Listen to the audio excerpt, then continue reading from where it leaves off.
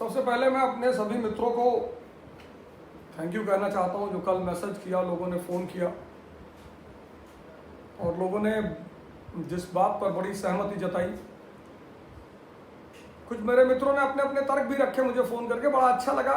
Debate तो debate ही है sir, उसमें कोई हम इंसान हैं, हम कोई ओमनिसिएंट है नहीं कि हम सारे हमेशा सही होते हैं, कभी गलत भी हो सकते हैं। इसलिए मैं आपसे बार बार कहता हूं कि अगर कहीं भी आपको लगे कि मैंने कुछ बात तथ्यात्मक या कॉन्सेप्ट के रूप में गलत कही है तो आप कृपया करके प्लीज़, क्योंकि यहाँ पे हम सब कोई भी ओमनिसिएंट नहीं है, सर्वज्ञानी नहीं। लेकिन कल मैं जिस बात को शुरू किया, मैंने आपको भारत बताया। भारत, 3 शब्दों कल मैंने इस्तेमाल किया, भारत, हिंदुस्तान और इंडिया। और मैंने कहा कि भारत को मिटाया नहीं जा सकता क्योंकि भारत का मतलब है ज्ञान।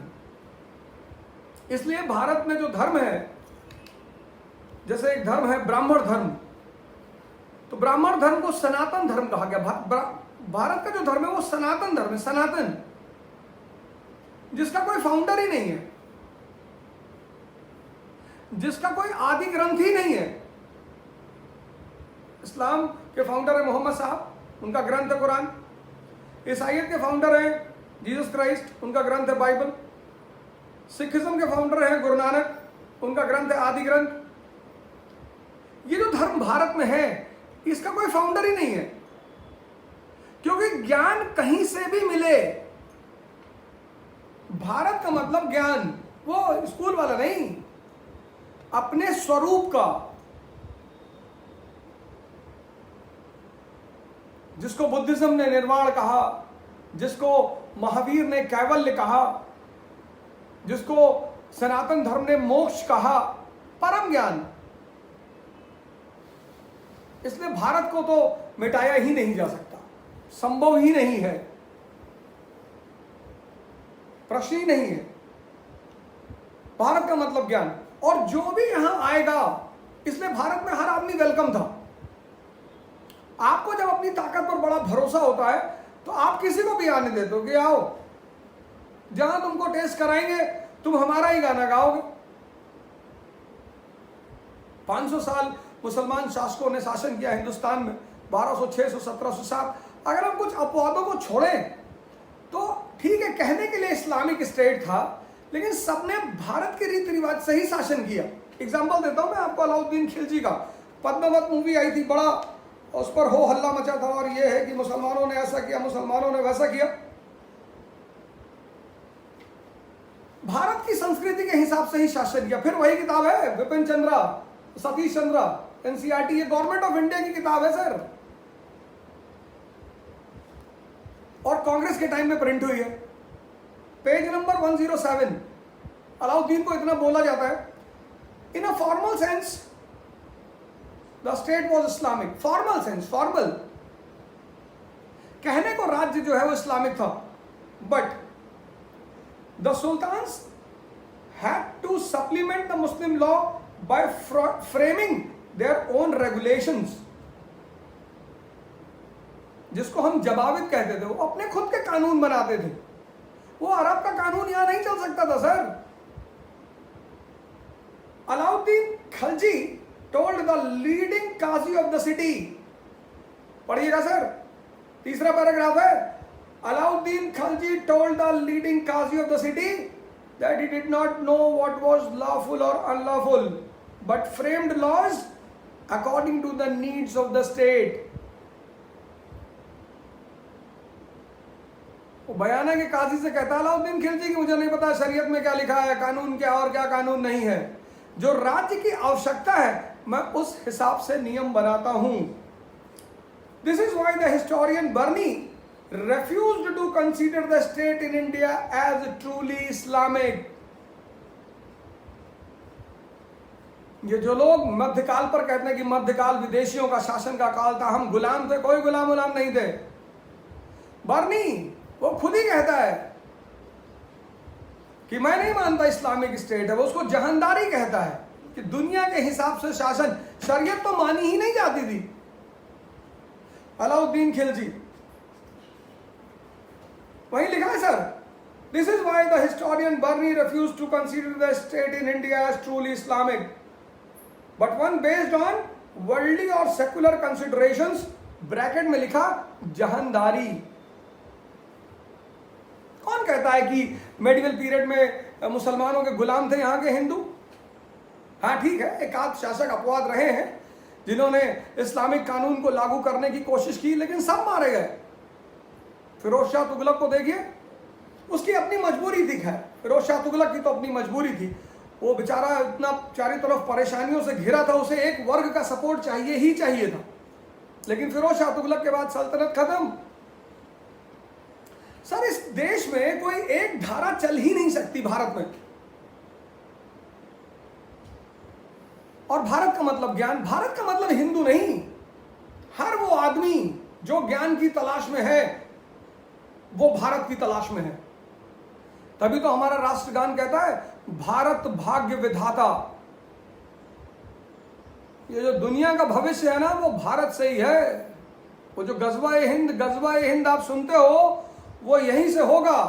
और करेगा कौन? विवेकानंदों की फौज करेगी। और अब की बार का विवेकानंद प्रवचन भी करेगा और गोली भी चलाएगा। अब की बार का निजामुद्दीन औलिया की फौज, उसकी दोनों फौजें होंगी, विवेकानंद की भी फौज होगी, औलियाओं की भी फौज होगी। कुरान भी पढ़ेगा और गोली भी चलाएगा। वो जो मौलाना गजवा हिंद बता रहे, उनको पता ही नहीं गजवा हिंद का ज्ञान का प्रसार, भारत का प्रसार, भारत का गजवा हिंद हो तभी दुनिया बचेगी, नहीं तो ये कैपिटलिज्म खा जाएगा सबको। जन गण मन अधिनायक, क्या बात लिखी गुरु रविंद्रनाथ टैगोर। एनलाइटेंड आदमी थे, शायद भविष्य दिखाई पड़ रहा था उन्हें।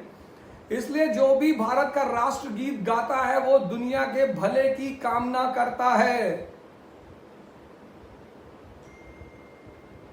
जन गण मन अधिनायक जय हो, जय हे। भारत भाग्य विधाता। भारत, भारत मतलब ज्ञान। ज्ञान का कोई भी स्रोत हो सकता है। आप इस्लाम भी ज्ञान का स्रोत है, ईसाईयत भी ज्ञान का स्रोत है, सिखिज्म भी ज्ञान का स्रोत है। आज तो मैं सिख हिस्ट्री पर ही आपसे डिस्कस करूंगा। सब सारे धर्म वो ज्ञान का ही स्रोत है। इसलिए भारत में, भारत को ये संविधान यहाँ का थोड़ी सेकुलर बनाएगा। भारत पैदाइशी एक सेकुलर मुल्क है। सेकुलरिज्म भारत की ब्लड में है, ब्लड में। और जो भी भारत आया और ट्रांसफॉर्म हुआ, जिसको भी गैर दुनियावी शराब की लत लगी, कल मैंने रसखान की बात आपको बताई, पूरी जिंदगी बेचारा वृंदावन में रहे, निकले ही नहीं वहां से। लेकिन इन सब चीजों से जो पुरोहित वर्ग था, मुसलमान वर्ग का, वो बड़ा दहशत में आया। उसको बड़ी टेंशन हुई कि यार ऐसे तो ये मारेंगे, सब खत्म ही कर देंगे। क्योंकि और चिश्तियों से तो बड़ी नफरत करते हैं, चिश्तियों से तो इतनी नफरत करते हैं, इतनी नफरत, और बाप रे। अब क्यों ना करें नफरत, चिश्तियों से नफरत क्यों ना करें। एक तो भारतीय सिलसिला है, पूरी तरह से भारतीय सिलसिला। फिर उस सिलसिले की खासियत देखिए, पेज नंबर 157। ये चिश्तियों से ये कट्टरपंथी क्यों नफरत करते हैं, क्यों चिढ़ते हैं, सुनिए। The most famous of the Chishti saints however were Nizamuddin Auliya and Nasruddin Chirag at Delhi. These early Sufis mingled freely with the people of the lower classes, including the Hindus. मतलब ये नीच जाति के लोगों से फ्रीली मिंगल करते थे, specially हिंदुओं के साथ। They led an austere, simple life and conversed with the people in their dialect, Hindavi or Hindi. They were hardly interested in effecting convergence, though later on many families and groups attributed to their convergence to the good wishes of these saints. Conversion का मतलब ही नहीं, conversion internal करना है। ये जो बाहर कहते हैं ना कन्वर्जन, ये पुरोहितों को कन्वर्जन का मतलब ही नहीं पता। इनको लगता है किसी का नाम श्यामलाल पाणे है उसको तुमने सैफुद्दीन बना दिया तो उपलब्धि हो गई। नहीं, वो कन्वर्जन नहीं है। जो सेंसेस पे जी रहा है उसको कॉन्शियस तक पहुंचा दो, ये कन्वर्जन है। ऐसे पूरी दुनिया को कन्वर्ट करना है, नाम नहीं चेंज करना। नहीं तो एडिडास का जूता तो 200 रुपए का चांदनी चौक में मिलता है, वो वैसा हो जाएगा। चिश्तियों ने कन्वर्जन पर कोई ध्यान नहीं दिया, लोकल भाषा का इस्तेमाल किया, हिंदवियों का इस्तेमाल किया। The Sufi saints made themselves popular by adopting musical recitations called sama. भजन, कव्वाली, गाना, मस्त नजरों से अल्लाह बचाए। Moreover, they often chose Hindi verses for the purpose, since they could make a greater impact on their listeners. अब line सुनिए चिश्तियों से नफरत की मुख्य वजह। निजामुद्दीन औलिया adopted yogic breathing exercise so much, जो बाबा रामदेव आज सिखा रहे हैं प्राणायाम, ये निजामुद्दीन औलिया करते थे। पूरी लाइन सुनिए, page 157। Nizamuddin Auliya adopted yogic breathing exercise so much so that the yogis called him सिद्ध और परफेक्ट।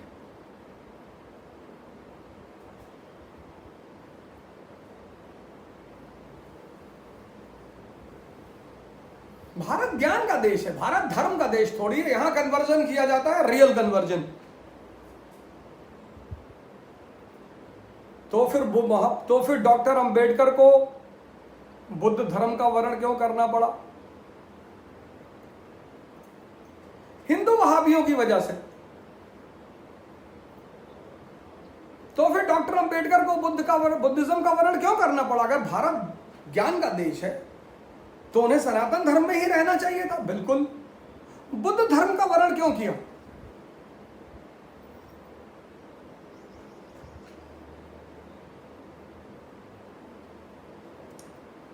उसका इसलिए किया कि बाकी सारे धर्मों के तो आधार इस देश में है, बुद्ध धर्म में कोई आधार ही नहीं था। उन्होंने बुद्ध को चुना है, डॉक्टर अंबेडकर ने बुद्ध को चुना है, बुद्धिज्म को नहीं चुना है। और बुद्ध की किस बात को चुना है? अपो दीपो भवा, एनलाइटन योरसेल्फ।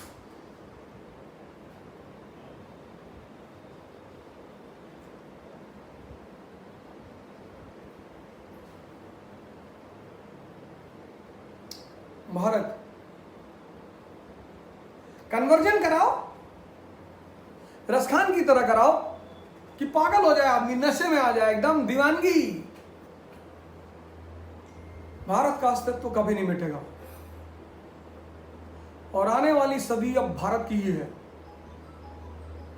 जो सारा कचरा चल रहा था इस देश में, मेरे बड़े सारे दोस्त हैं, बड़े नाराज हुए बीच में मेरे ऊपर। इस क्लास को लेने का मेन मुद्दा वही था। बोले इस्लामोफोबिक हो गए हो, इस्लामोफोबिक हो गए हो, इस्लाम से डर गए हो। अरे यार, मैं रोजा रहूं, मैं ईद मनाऊं, मैं नमाज जाके पढ़ूं, मैं डर नहीं गया हूं। मुझे तुम्हारी बेवकूफी पे दया आती है।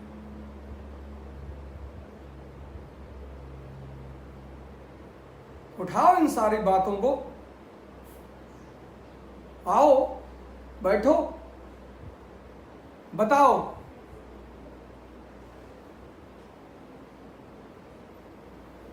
मैं तो चाहता हूं कभी डॉक्टर जाकिर नाइक साहब के साथ बैठूं, कुछ ज्ञान मुझे भी मिले उनसे, कुछ मैं उनसे भी सीखूं। बस एक ही सवाल पूछूंगा उनसे, सिर्फ एक, इतनी बड़ी संपदा होते हुए तेल, जिसके बल पर अमेरिका ने 100 साल राज किया, तुम बर्बाद कैसे हो गए? आज सही माने में पूरी दुनिया का पावर किसको होना चाहिए था? सऊदी अरब, वेस्ट एशिया को। मालिक ने क्या गिफ्ट दे रखा था उस कंट्री को? Energy, oil. एनर्जी से क्रिएट कर लो पावर, और पावर को बदल लो फोर्स में, इंडस्ट्रियलाइजेशन कर डालो।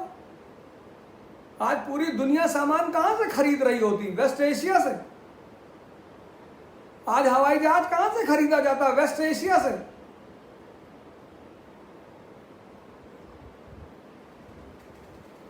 पिछले 300 साल में क्या हिसाब दो, 300 साल का, और क्यों ऐसा हुआ ये समझाओ। बस मुझे उनसे और कुछ नहीं पूछना। बहुत आलिम आदमी हैं, बहुत पढ़े लिखे हैं, बहुत ज्यादा जानकार हैं, उनकी संगत में मैं भी बैठना चाहता हूँ, बड़ा इच्छा थी मेरी, लेकिन खैर कुछ घटनाएं ऐसी घट गई कि आजकल वो हिंदुस्तान में नहीं है, लेकिन कभी मालिक ने चाहा वो आएंगे अगर इस देश में, तो मैं उनसे बस यही इतना पूछूंगा और थोड़ा बहुत उनसे भी ज्ञान लूंगा मैं कि पिछले 300 साल का हिसाब दो, क्यों हुआ ऐसा। और कहानी मत सुना ना कि मालिक परीक्षा ले रहा है, सबसे प्यारे बंदों की परीक्षा लेता है, ऐसा कुछ भी नहीं है। बहकाओ मत किसी को।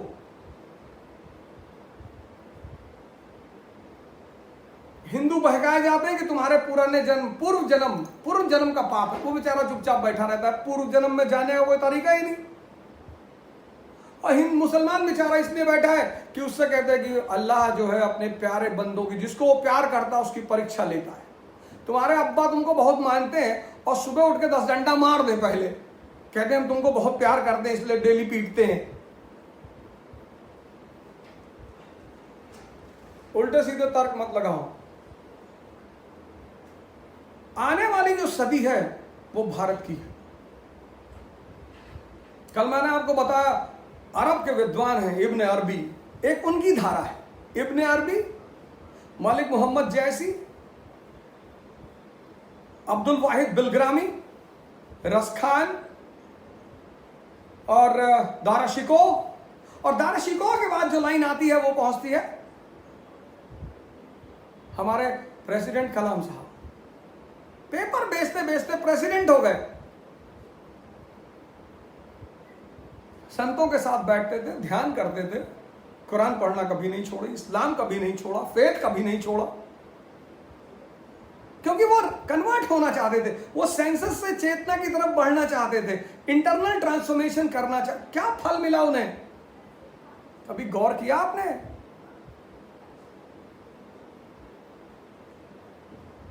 और एक धारा है शेख अहमद सरिंदी वाली,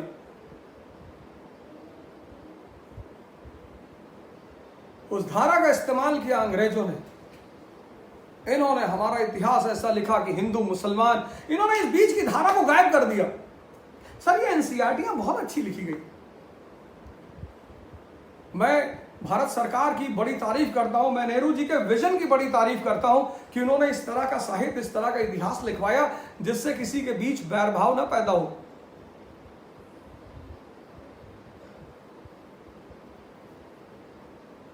दो किताबें उन्होंने, उनकी जो बड़ी famous discovery of India and the glimpses of world history, क्या हिस्ट्री लिखी उन्होंने। कहीं किसी आदमी को उन्होंने, ठीक अगर कहीं पे किसी ने गलती भी की है तो उन्होंने धीरे से उसे बाहर छोड़ दिया कि छोड़ो यार। मैं डॉक्टर अंबेडकर को इसीलिए महान मानता हूं। 1932 में अपनी पुरानी बातों को भूलकर एक नए हिंदुस्तान को की सपना देखते हैं, एक नए भारत का सपना देखते हैं कि जाने दो यार, पीछे जो हुआ सो हुआ, खत्म करो। अपने पूरे टीचिंग कैरियर में शायद कोई भी व्यक्ति आकर मुझसे यह नहीं कह सकता कि मैंने डॉक्टर अंबेडकर को कुछ कहा होगा कभी, क्योंकि कोई चीज गलत उनमें दिखाई ही नहीं पड़ी। उनका सोचने का तरीका, और वो भी जमीन से आसमान तक पहुंच गए। पढ़िए सर, घबराइए मत, पढ़िए। इसलिए मैं सबसे, इस देश के सभी वासियों से अपील करता हूं, सबसे, कि ध्यान की तरफ बढ़िए, इंटरनल कन्वर्जन पर ध्यान दीजिए, प्रोपेगेंडा में मत आइए। आप हिंदू हैं, आप मुसलमान हैं, आप जो भी हैं,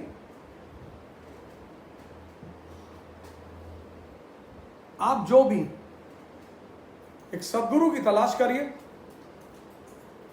जो आपको, और ऐसे गुरु की तलाश करिए जिसके पास आप अपनी लालच लेकर मत जाइए कि मुझे नौकरी चाहिए। जिस गुरु के पास आप जाएंगे लालच लेकर, वो तो शोषण करेगा ही आपका, क्योंकि आपको उससे कुछ चाहिए, वो भी आपसे कुछ लेगा। भारत, भारत यानी ज्ञान, और ज्ञान पर किसी का अधिकार नहीं। और ज्ञान की सारी नदियां हैं। इस्लाम की एक नदी है, हिंदुइज्म ब्राह्मणिज्म की एक नदी है, बुद्धिज्म की एक नदी है, क्रिश्चियनिटी की नदी है। ये सारी नदियां उसी ज्ञान पर जाकर खत्म होती है। आपकी चॉइस है।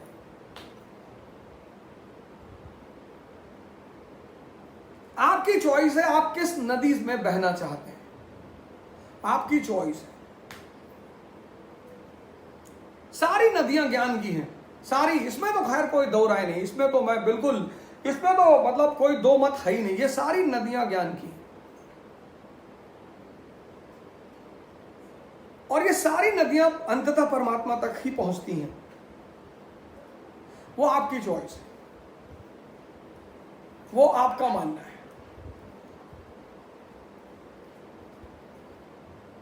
खैर, आशा करता हूं कि आपको इस कट्टरपंथ की जो कहानी है, कैसे शुरू हुई, क्यों शुरू हुई, इसको हवा सबसे ज्यादा किसने दिया? अंग्रेजों ने। उनका फायदा था। कैसे अलग करते हिंदू मुसलमान को? कुछ ना कुछ तो भड़काना था दोनों को। मुसलमान ज्यादा परेशान थे तो उन्हें बताना था कि तुम्हारी गरीबी है, दीन छोड़ रहे हो, दीन, दाढ़ी नहीं रख रहे हो, तुम ये नहीं कर रहे हो, नमाज पढ़ने नहीं जा रहे हो। वो बेचारा वैसे ही परेशान था, उसे लगा सही बात है यार, हम परेशान तो हैं। हिंदू को इतना भड़काया नहीं जा सकता था, क्योंकि हिंदू में एक तबका विशेष है जो हमेशा शिक्षा पर ही ध्यान देता है, सरकारी नौकरी पर ही उसकी नजर रहती है। तो फिर एक कैरेक्टर भी खड़ा करना था दोनों तरफ से। फिर एक धारा पैदा होगी तो उसकी काउंटर धारा अपने आप पैदा होगी। तो मुस्लिम लीग पैदा होगी, हिंदू महासभा, उसको अपनी अस्तित्व को बचाना था। फिर तो इस धारा का प्रयोग किया अंग्रेजों ने। समझिए इसको, कैसे इस देश में जहर बोया गया, कैसे हिंदू मुसलमानों को लड़ाया गया।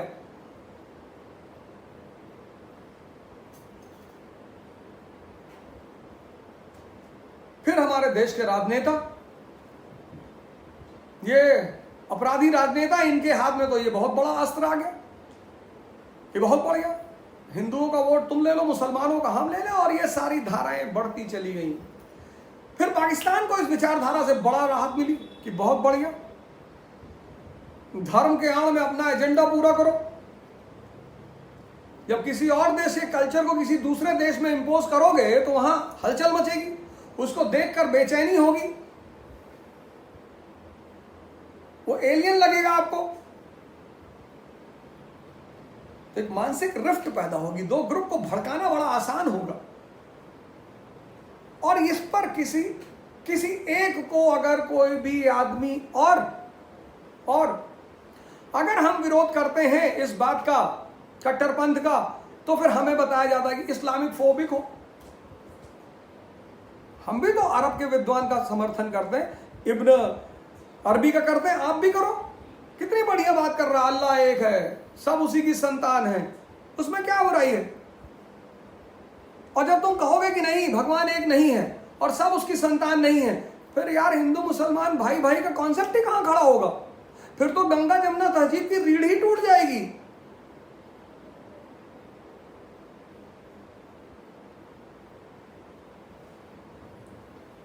तो बड़े सारे पढ़े लिखे गैर मुसलमान डरते हैं कि लोग उन्हें कहने लगे ये कम्युनल हो गया, कम्युनल भक्त हो गया। कोई कम्युनल और भक्त नहीं। आप अपनी, अगर आपकी अगर आप बिना समझे किसी बात को कहते हैं तो आप भक्त हैं, तो आप कम्युनल हैं। आप ये मत डरिए कि लोग आपसे नाराज हो जाएंगे, लोग तो तारीफ फतेह से भी नाराज है। यही बात वो कह रहा है। कौन सी गलत बात कह रहा है वो भी कहता है मैं भारत का हूं।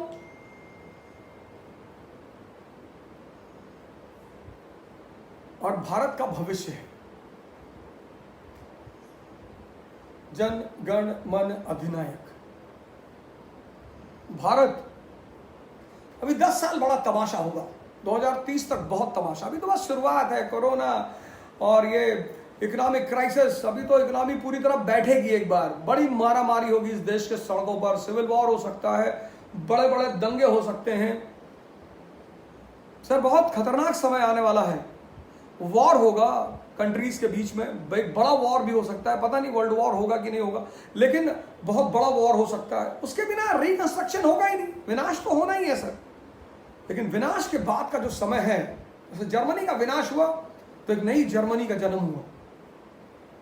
जला जर्मनी, एकदम जलना ही था सर, जर्मनी को तो जलना ही था, लेकिन जलने के बाद एक नई जर्मनी का जन्म हुआ और बहुत ताकतवर जर्मनी का जन्म हुआ।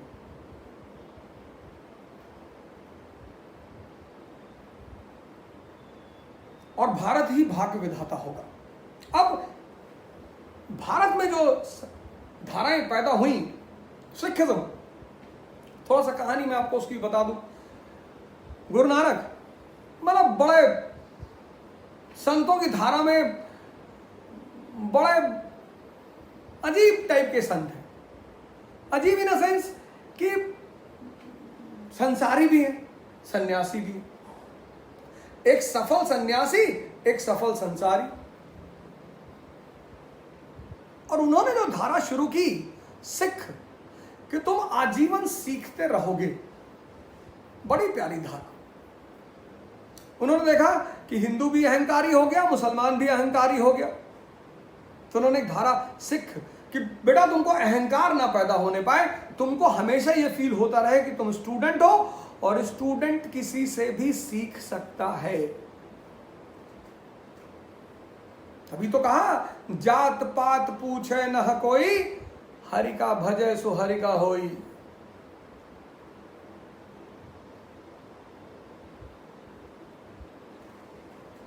तभी तो कबीर ने कहा, जाति न पूछो साधु की, पूछ लीजिए ज्ञान।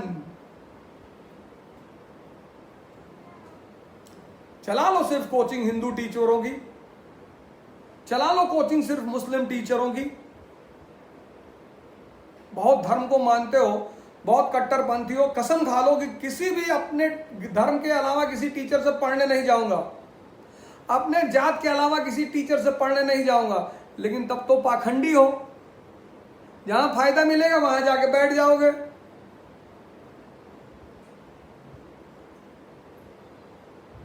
कि नहीं नहीं, अरे हम अपना काम निकाल लें, बाकी हम बाद में देखेंगे। बाद में कुछ नहीं देख पाओगे। आज किसी साहब ने मुझे व्हाट्सएप पर लिखा कि मेरा गोल है आईएएस बनना, डेस्टिनेशन, इतना छोटा गोल बनाते हो। डेस्टिनेशन अभी तो बहुत आगे तक चलना है, बहुत ज्यादा लंबा सफर है। नौजवान क्रांति का सफर छोटा नहीं है सर। और कोई सोशल रिफॉर्म की बात नहीं करेगा, कोई फेसबुक पर किसी से बहस नहीं करेगा, कोई झगड़ा नहीं करेगा फेसबुक से किसी पे। बड़ा बढ़िया मैंने एक वो देखा फेसबुक पे, मैं तो भाई बाबा रामदेव को बड़ा सपोर्ट करता हूं कभी कभी, हालांकि मैंने उनको कई बार कई मुद्दों पे विरोध भी किया मैंने उनका। चलो कोरोनिल मान लो इम्यूनिटी की ही दवा है, ठीक है, देखते हैं क्या होता है कैसे होता है। मैक्स का पोस्टर लगा हुआ था, 1 लाख रुपया आईसीयू का मांग रहे थे। प्राइवेट हॉस्पिटलों ने क्या तबाही मचा दी है कोरोना के दौर में, आप जाइए तब आपको पता चले। फेयर एंड लवली ऐड कर रही 40 साल से, कोई नहीं चिल्ला रहा। मुझे बड़ा अच्छा लगा वो पोस्ट देख के, कोई नहीं चिल्ला रहा कि धोखा दे रहा धोखा दे रहा। वो आई एम अ कॉम्प्लाइन बॉय, रात के अंधेरे में दूसरे कमरे में जाके स्विच नहीं दबा सकता है वो कॉम्प्लाइन बॉय।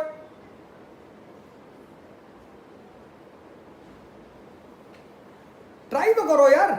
आश्रम में, बाबा के आश्रम में एक एक से लोगों को मैंने पीड़ितों को ठीक होते हुए देखा। आयुर्वेद ध्यानियों पे काम करता है, वो अंतस चेतना की कीमिया है, इनर कॉन्शियस की कीमिया है।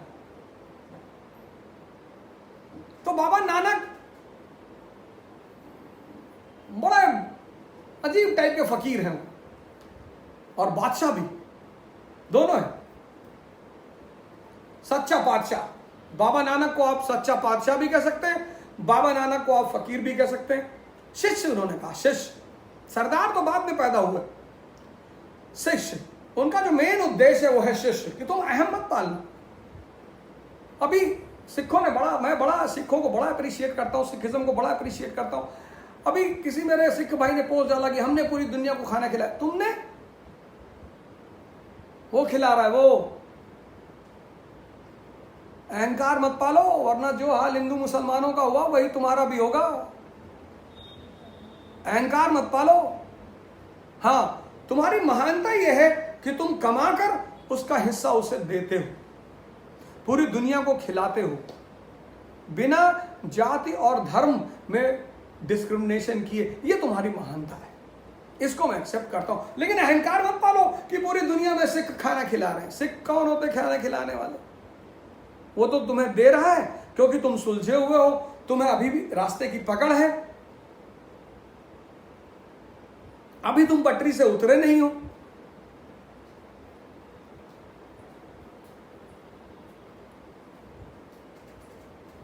अब सिखिज्म धर्म क्यों बना, इसके पीछे बड़ी जबरदस्त कहानी कि सिखिज्म धर्म क्यों बना।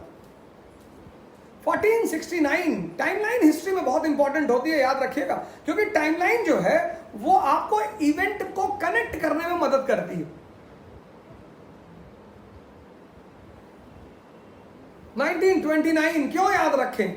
Economic depression, 1929 economic depression in US, 1939 promotion to Nazism and fascism in Germany and Italy, ये इसी का परिणाम है। 1931 hanging of Bhagat Singh in India, ये सारी चीजें एक दूसरे से जुड़ी और सब जुड़ी है 1929 से। इसीलिए हिस्ट्री में तिथियों और साल का महत्व है, क्योंकि उससे इवेंट्स को कनेक्ट करके पिक्चर बनाने में बड़ी आसानी मिलती। तो कहते हैं सर हिस्ट्री में बड़ी डेट याद करनी, वैसे भी करनी पड़ेगी। 1917 रशियन रेवोल्यूशन, अवध किसान सभा, ऑटक 1920 all India trade union Congress, president कौन? लाला लाजपत राय।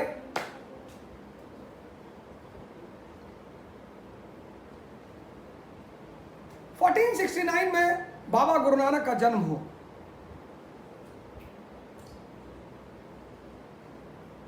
और बाबा गुरु नानक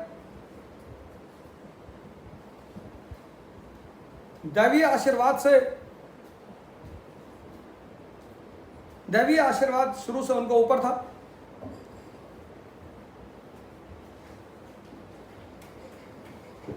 उनके पिताजी काफी परेशान रहते थे उनसे, और बड़ी घटनाएं, बड़ी कहानियां हैं, मैं सारी तो नहीं सुना पाऊंगा आपको, बड़ी सारी कहानियां हैं। राम जी की चिड़िया, राम जी का खेत, खाओ चिड़िया भर भर पेट। फिर वो अनाज जब तौल रहे थे तो 1 किलो 2 किलो से आके 13 पे रुक गए, 13 में भरते चले गए। फिर वो लाहौर के गवर्नर, मुसलमान गवर्नर, जिससे उन्होंने कहा कि बेटा नमाज नहीं पढ़ पाते हो तुम। लाहौर का गवर्नर था, कोई मुसलमान गवर्नर था, तो उसने गुरु नानक से कहा कि आप लोगों को बेवकूफ बनाते हैं, आप कहते हैं हिंदू मुसलमान सब एक है। उन्होंने कहा बिल्कुल एक है। तो बोले आज जुमा है, हमारे यहाँ साथ नमाज पढ़ने आएंगे? हाँ, बोले बिल्कुल आएंगे, क्यों नहीं आएंगे, एकदम आएंगे, आप चलो, लेकिन शर्त एक ही है कि अगर आप नमाज पढ़ेंगे तभी हम पढ़ेंगे। बोले हम क्यों नहीं पढ़ेंगे, हम तो हर फ्राइडे को नमाज पढ़ने आते हैं। हाँ, बोले मंगल को तो हिंदू भी जाते हैं मंदिर, उसमें कौन सी बड़ी बात है। किसी चीज को मैकेनिकल होने में टाइम थोड़ी लगता है, वो कब चीज मैकेनिकल हो जाती, मैकेनिकल। गए नमाज पढ़ने, जमात में खड़ा हुआ, गवर्नर साहब हर 2 मिनट के बाद पीछे पलट कर देख लेते थे। बाबा गुरु नानक पूरे नमाज में खड़े रहे, सजदा नहीं किया उन्होंने। गवर्नर ने पलट के कहा कि मैं तो जानता ही था कि आप धोखा दे रहे हैं, आप नमाज नहीं पढ़े। बोले आप भी कौन सा पढ़ लिए, एक तो आपका ध्यान मेरी तरफ और दूसरा आपका घोड़ा मर गया, तो आपको लगता था कि काबुल चला जाऊं, एक नया घोड़ा ले आऊं। तो बोले पूरे नमाज के समय तो तुम घोड़ा खरीद रहे थे, तुमने सजदा कब किया?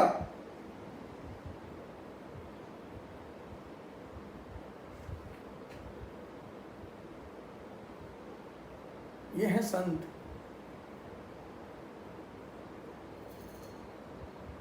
किसी गांव में रुके, विद्वानों का गांव था, फिलोसफरों का गांव था, सूफियों का गांव था। तो जब उस गांव में रुके तो उस सूफी के गांव के मुखिया ने एक बाउल भरकर दूध भेजा, पूरा ऊपर तक दूध भरा हुआ था। गुरु नानक के लिए भर कर भेजा, तो बाबा नानक ने उसमें एक पत्ती डालकर उस बाउल को वापस भिजवा दिया। लीफ। मर्दाना को लगा कि यार पहली बार तो बाउल भरकर दूध आया और तुमने उसमें पत्ती डाल के वापस भिजवा दिया, तो मामला क्या है? कहना ये हुआ क्या? अरे बोले ये गांव संतों का गांव है, तो इस गांव के मुखिया ने मुझे मैसेज भेजा था कि यहाँ काफी संत हैं और हम अब और संत को नहीं बर्दाश्त कर सकते, तो मैंने उस दूध के बाउल में पत्ती डाल दिया कि जैसे ये पत्ती इस दूध से तैर कर उस पार चली गई है, ऐसे मैं भी एक दिन रुक कर इस गांव से चला जाऊंगा। तुमको 50 क्लास बैठा के पढ़ाओ तब भी तुमको समझ में नहीं आता, ये कैसे हो गया वो क्या। इसको खोलोगे ना, ध्यान साधना करोगे तो खुलेगा ये। ध्यान साधना करो, और कोई ऑप्शन ही नहीं है, और कोई ऑप्शन ही नहीं है, और कोई रास्ता ही नहीं।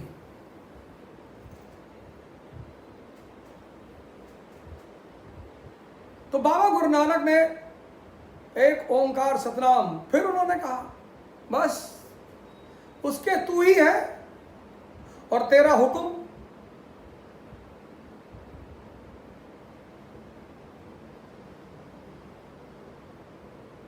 एक तो तू ही है, तेरे सिवा कोई है ही नहीं, और सब कुछ तेरे हुक्म पे ही चलता है। हुक्म का बड़े वैल्यू है। हमारे डॉक्टर भूपेंद्र सिंह है, तो एक दिन मैंने हुक्म पर लिखा तो बड़ा अच्छा उन्होंने उसको एक्सप्लेन किया। तो एक तो तू ही है, तेरे सिवा कोई है नहीं, और दूसरा तेरा हुक्म। लेकिन सवाल यह उठा कि आखिर गुरु नानक देव जी के सिद्धांतों में धर्म खड़ा क्यों हुआ? क्या जरूरत थी उसकी पंजाब में? वो कबीर के पीछे क्यों नहीं खड़ा हुआ? तो 1469 birth date of Guru Nanak, इसको याद रखिए। इससे पहले एक घटना घटी। अब पंजाब जो है वो लैंड ऑफ प्रॉस्पेरिटी है, लेकिन वो दरवाजा भी है भारत का, और पंजाब के जो दरवाजा है उसका एक साइड भारत में खुलता है और दूसरा साइड अफगानिस्तान में खुलता है, सेंट्रल एशिया में। तो ये जो सेंट्रल एशियाई अटैकर इन्वेडर्स, ये जब भी भारत आएंगे ये पंजाब के रास्ते से आएंगे, तो पहला विक्टिम कौन होगा इन्वेडर का? पंजाबी।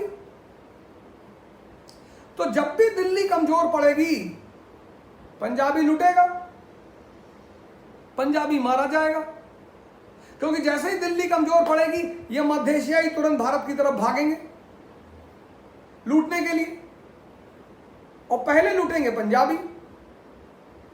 अच्छा, तुर्कों के आने से पहले, टर्क्स के आने से पहले ये जो आक्रांता आए, इन्वेडर्स आए, ये भारत आए और बस गए। लेकिन टर्किश इन्वेजन का एक बड़ा इंपॉर्टेंट पहलू ये रहा कि टर्क्स आए, लूटे और चले भी गए। महमूद गजनी उसमें सबसे इंपॉर्टेंट नेम है। अरे वो तो पंजाब इतना लूटा उसने, पंजाब लूटा, हरियाणा लूटा, यूपी लूटा, उसमें उसकी गलती नहीं है। अपनी कमजोरी को एक्सेप्ट करो।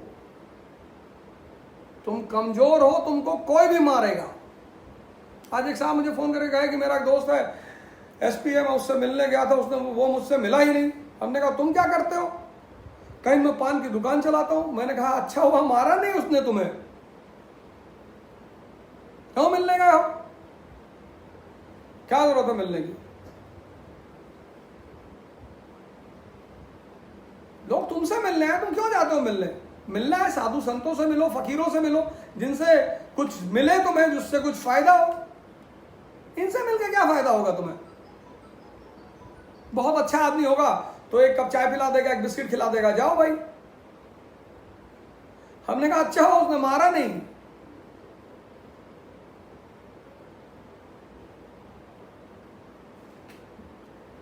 लेकिन फिर दिल्ली सल्तनत की स्थापना हुई और बलबन और अलाउद्दीन जैसे शासकों ने पंजाब को बड़ा मजबूत किया, पंजाब की रक्षा की, भारत की रक्षा की, पंजाब की रक्षा की।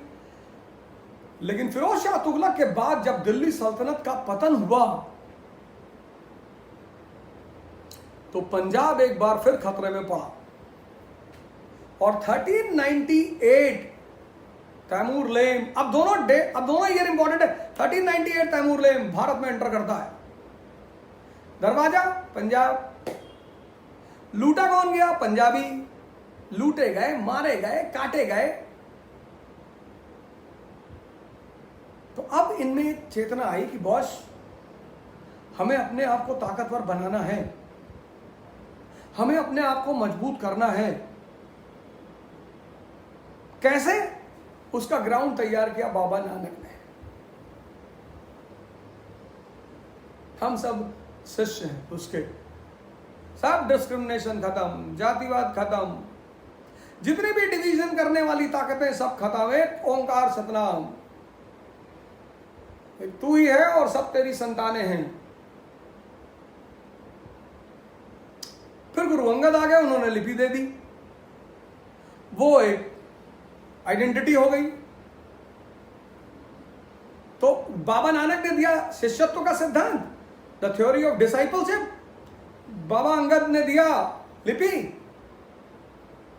Literary identity. फिर गुरु अमरदास आ गए, सोशल आइडेंटिटी दे दी, वैवाहिक नियम दे दिए। सबसे ज्यादा विवाह में पैसा खर्चा होता है हिंदू धर्म में, अब तो सभी करते हैं। तो शो ऑफ सबको करना है, किसी धर्म विशेष को कुछ कहा ही नहीं जा सकता। फिर बाबा रामदास आ गए और बाबा रामदास ने दी रिलीजियस आइडेंटिटी। हर मंदिर साहिब। जमीन किसने दी? अकबर ने। न्यू किसने डाली? सूफी, मुस्लिम सूफी मियां मीर ने। और अकबर तक पहुंचते पहुंचते सिखिज्म का पौधा इस देश में लग गया। बीज किसने डाला? बाबा नानक ने। उस बीज में पानी और मैन्योर किसने डाला? बाबा अंगद ने, बाबा अमरदास ने और बाबा रामदास ने। और बाबा रामदास तक पहुंचते पहुंचते सिखिज्म एक पौधा बन गया।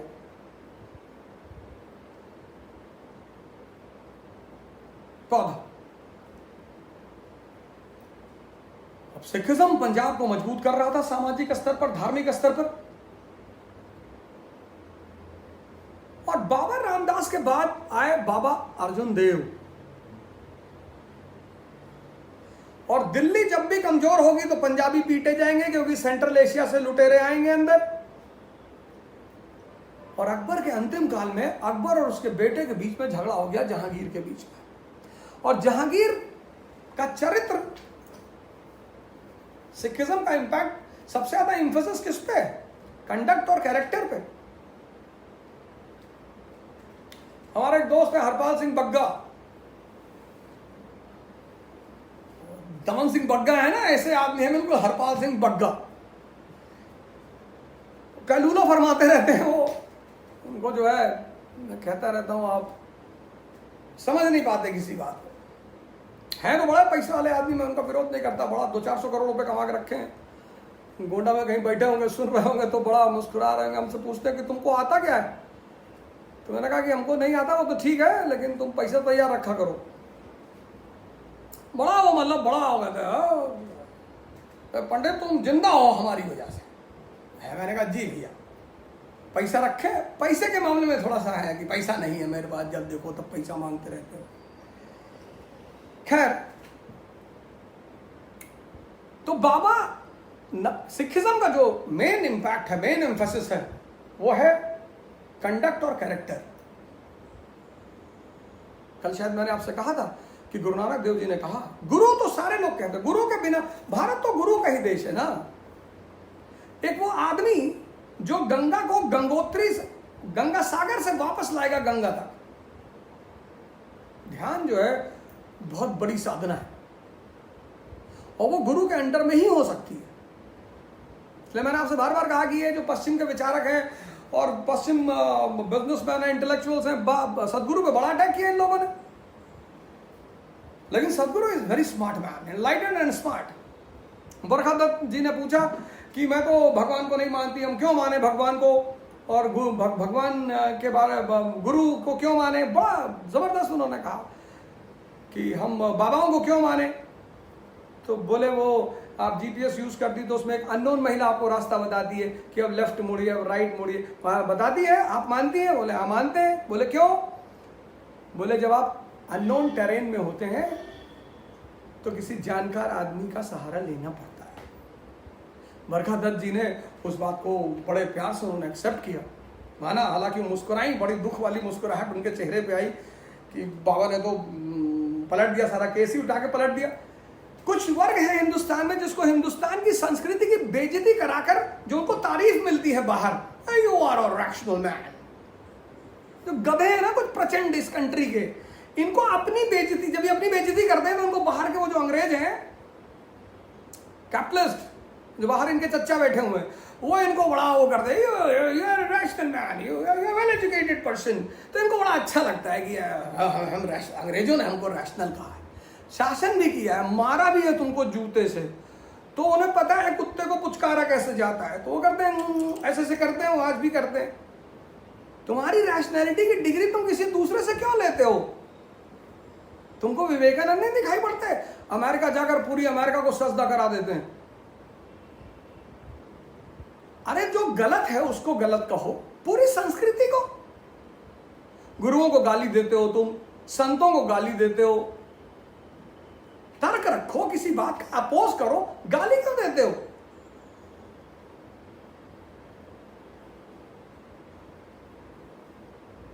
लेकिन इन वेस्टर्न कैपिटलिस्टों को पता है कि अगर हिंदुस्तान का हर आदमी ध्यान करेगा तो शराब कैसे बेचेंगे।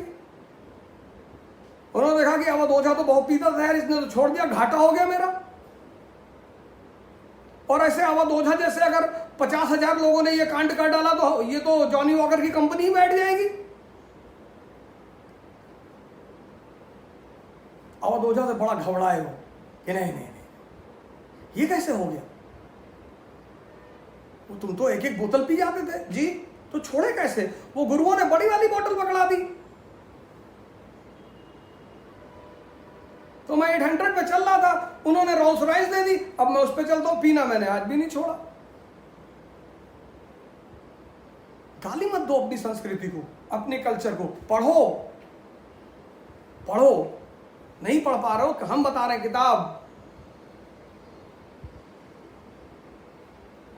2-4 इधर उधर के लोग भी तुम्हें मिलेंगे, कोई दिक्कत नहीं है, कोई घबराने की जरूरत नहीं। लूटने से भी समझ आती है, धोखा खाने से, बादाम खाने से थोड़ी अकल आती है, धोखा खाने से। तो किसी को दोगे, किसी से खाओगे, और ये चलता रहेगा, इसमें कोई बहुत बड़ी बात नहीं।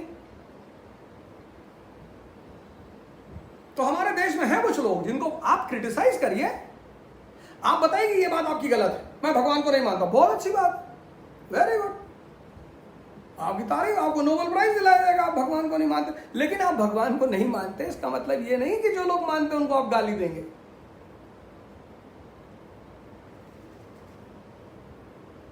इसलिए अंग्रेजों को ये बात बताई जाती थी कि हिंदुस्तान में जाना, बाबाओं से बच के रहना। वो जिंदगी भर हिंदुस्तानियों से बात ही नहीं की।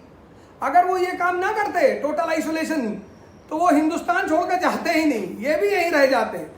वो क्रिस्टोफर जो है ना, वो गिरधारी बन जाता है इंडिया में। वो तुम देखते हो ना न्यूयॉर्क की सड़कों पे हरे रामा हरे कृष्णा वाले नाचते, वो इसी चक्कर में आ गए, हिंदुस्तान के बाबाओं के चक्कर में, ज्ञान के चक्कर में, ध्यान के चक्कर में। द हिमालयन मिस्टिक्स किताब पढ़िए आप, एन राम, अरे Himalayan mystic, your autobiography of a yogi. अपनी संस्कृति, अपनी कल्चर को समझिए। वासुदेव कुटुंबकम का कल्चर है सर, पूरी दुनिया को अपना मानता है, कोई डिस्क्रिमिनेशन नहीं। और ये महानता सिर्फ भारत की है।